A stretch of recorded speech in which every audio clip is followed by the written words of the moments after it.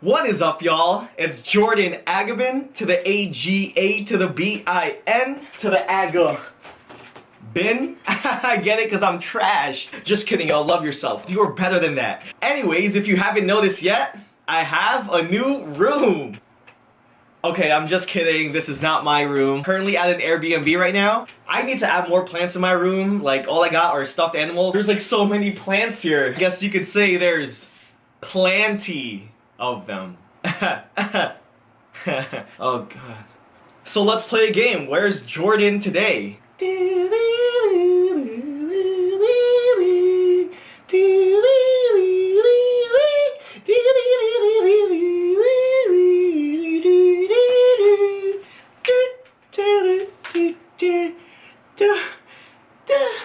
I'll give you a hint. It rhymes with Jordan.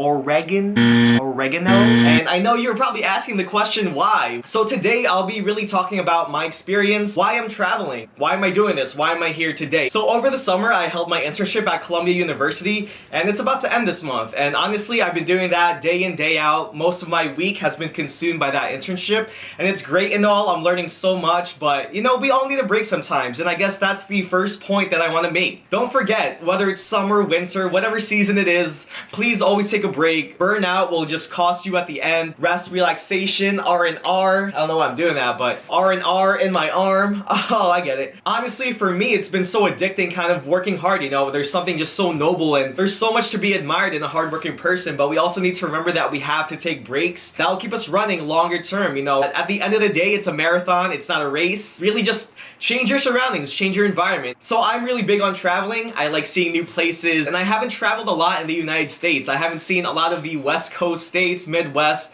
so I kind of just did my research on the internet, and of course, when you think West Coast, Cali tends to be the first thing that comes to mind. A real close second was Oregon, and Oregon's beautiful. So here's the main point. I'm here to travel alone.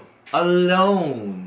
So it's not like I haven't traveled before. I've been to the Philippines, I've been to Chicago, but I've never traveled alone. And I think that's just such a different experience, it's a different vibe. When I'm traveling, I'm usually with friends, I'm usually with family, and that's great. I love traveling with my family, I love spending time with my friends in new places, it's really fun. So why am I solo traveling? So first things first, I just want to see new places. I want to experience new things. I really just appreciate the beauty of other places, and I feel like there's always things that you can learn from the places that you're in. And being in New York my whole life, I tend to forget that sometimes the United States isn't just New York. Like, there are a ton of other states out there, and that's what makes this whole country. So it's really just a way to kind of get that aerial view to look at the bigger picture. As much as I love New York, there's a lot more to explore within this country that I have not seen yet. And I'd love to just kind of get a feel, get an idea, and appreciate the beauty that each state has to offer. Another reason why I want to travel alone more is just kind of devoting time to myself. I think we just need to take that time to nurture ourselves. Really, I think traveling alone is just something magical. It's something different. Immersing yourself in a different place where no one knows you, pretty much. You're kind of away from, like, your usual. And I think it just helps me kind of immerse in myself, you know? Really explore my mind, get to think more clearly without the obligation, and really take time to kind of look within and minimize distractions. You know, I really just didn't like staying home as much as I love home.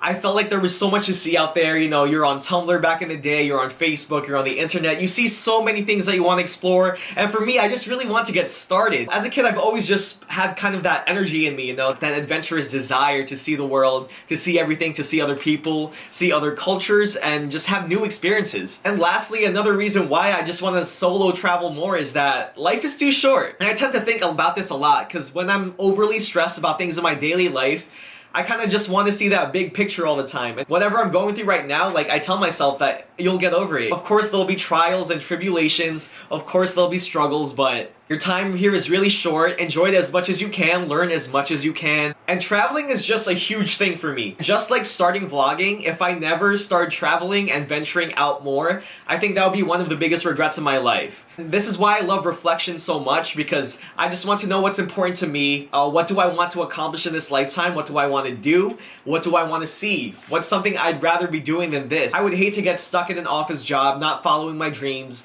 not kind of following that burning itch, and not doing the things that I'd like to do and accomplish in this lifetime. So, traveling, what are the pros and cons in my opinion? A huge pro for me is just really getting to do the things that you want to do. We all have different interests. There's a lot of instances where I'd rather hike and walk and climb things as opposed to driving there, you know? Experiencing the adventurous side of things, usually physical activity. Maybe for my family that might not be ideal. Driving by is a wonderful thing too. It's a whole new different experience, but really it's just knowing your own interests, what you'd like to do during vacations, during trips. That bougie food, that bougie life, you know, like once in a while that's nice too. For me, I kind of like to explore the local eats. What's a usual thing that people eat locally, and sometimes that's when you find the gems. Another pro of solo traveling is just going at your own pace. So I don't know if you've ever experienced this, but usually it's at museums, you know. Whatever museum you visit, it's either a hit or miss. It depends what museum it is. It depends if people like museums at all. And when I'm with my family, it's like, can we go already? You know, sometimes you just feel a little bit rushed. You don't get to enjoy it as much as you'd like. If you're constricting it to maybe like 30 minutes at a museum, like it's impossible to really see everything there genuinely. A lot of times it's with friends, it's kind of a little tricky because I've been in that situation where I'm the friend that, like, I'm bored out of my mind, it's kind of not your thing and you're not really feeling the same experience and you'd rather be spending time elsewhere.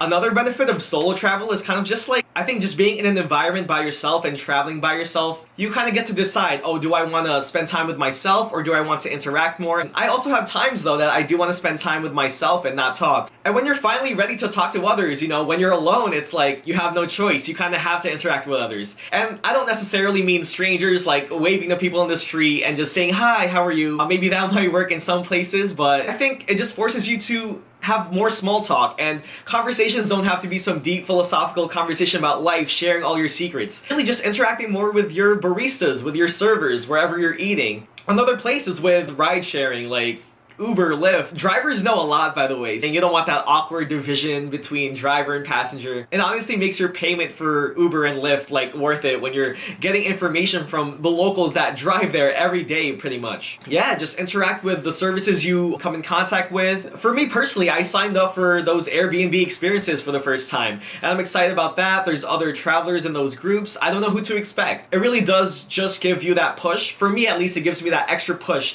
to really get out of my comfort zone, and you'll realize that, like, wow, like we're all under this one biosphere. So another pro of traveling alone is just spending your money as you wish. And that kind of just ties back to knowing what you truly want to do. I feel like with friends, we're kind of pressured into like, oh, let's do this as a group. Like I said before, like everyone has different interests. Some people might be kind of hesitant to spend money on certain experiences, on certain services, because it's not really what they think of, like, ideally for them. You get to focus on what you really want to do. You get to invest your money more towards things that you love, towards things you'd like to do and experience. So I think it really makes you feel better because, you know, like for you it's worth, and that money is not going to waste, because in your mind it's kind of like, oh, like I value this more than the money, so it's a good investment. Just kind of like going to Airbnbs, to hotels, to motels. Everyone has their preferences of what they want, and depending on your trip, depending on what you'd like to experience, people are kind of hesitant to invest in certain places to stay. Like some people want pools, some people want gyms, exercise equipment. For me, I personally just want a simple bed, nice and clean, and that's all I need, because in my eyes, I just want to sleep on it. As I said, I'm very adventurous and I just want to be out there, really not spend time where I'm staying. I really just see it as a place to sleep, get some rest, and shower, and yeah, like, I'm ready to go. I'm not gonna spend time at the amenities, to be honest. So cons. I think the biggest thing that I've heard a lot, that I've heard from YouTube videos even, is safety. And I cannot emphasize this enough. Please be safe. I'm just in Portland, Oregon right now, but depending on your situation, where you're traveling to, your abilities to, I guess, like prepare yourself for emergency fight or flight situations, there are a lot of things to factor in. So for me, my solution would just be researching the place that you're going to. Like, a lot of people do reviews online, they let you know what's safe, what's not safe. Just get a sense of where you're going to. Like, the internet just provides us with that great tool of knowing the updated information about places and stuff like that. Also, be wary of reviews and what they post online. Sometimes they might scare you, you know, you hear about this crime in this one place and it's like, oh my god, like you hyper focus on that one thing. But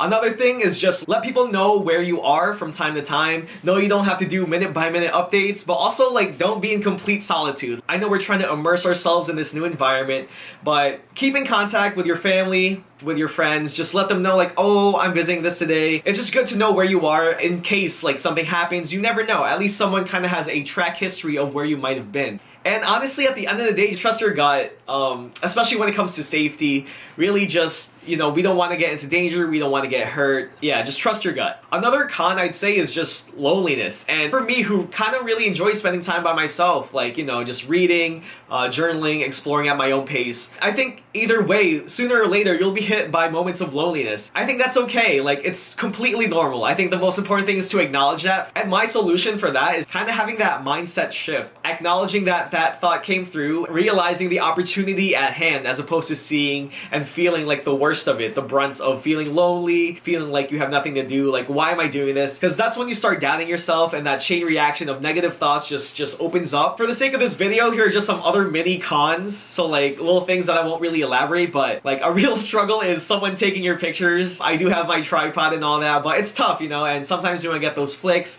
you want to get that right angle, and it's tough just setting up in public. And also just feeling awkward in public. Some places you'll go to, you can tell that it's more like couples oriented, family oriented, and people will give you looks like, oh, why is this guy traveling alone? Like, at the end of the day, you're traveling for yourself. Really just don't let that affect you. Just adapt that mindset and realize what you're solo traveling for. People will have their judgments, it's inevitable. If you don't let that affect you and you realize the purpose of your solo traveling, what you want to get out of it, I think you'll be fine. At the end of the day, it's all about self-awareness. That's really what it's all boiling down to. What do you truly want to do? What do you truly enjoy doing? Even in this video, like, I'm not telling you should solo travel. You do you. What we truly believe and what we truly enjoy just takes a lot of self-reflection and thinking. So for people watching out there that maybe are scared to solo travel, like haven't started yet, I know for me, this is just one tiny step. I hope to go international one day. It is okay to be scared. That's completely normal. There's a lot going on in the world today. But also don't let that fear grip you and stop you from experiencing this wonderful world that we live in. But for real, just do it. At first, it'll hurt your bank account.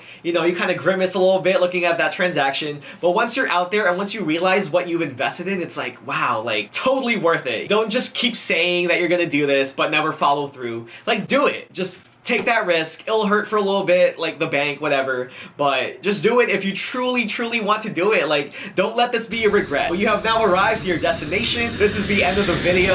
Thank you so much. As always, please subscribe. I'm like getting some slow subscriber growth, which is amazing actually. Like, I'm at like 36 right now, but that's a huge deal for me starting out this whole YouTube thing. So thank you so much for those 36 subscribers. I hope to get to 100 soon enough. Hit that subscribe button. Please give it a like, thumbs up, no thumbs down, because I will frown. Wait, no, because I will frown. Well, thank you so much. Have an amazing day. Safe travels. Be happy. Please take that risk. This is Jordan Agabin. Bam, bam.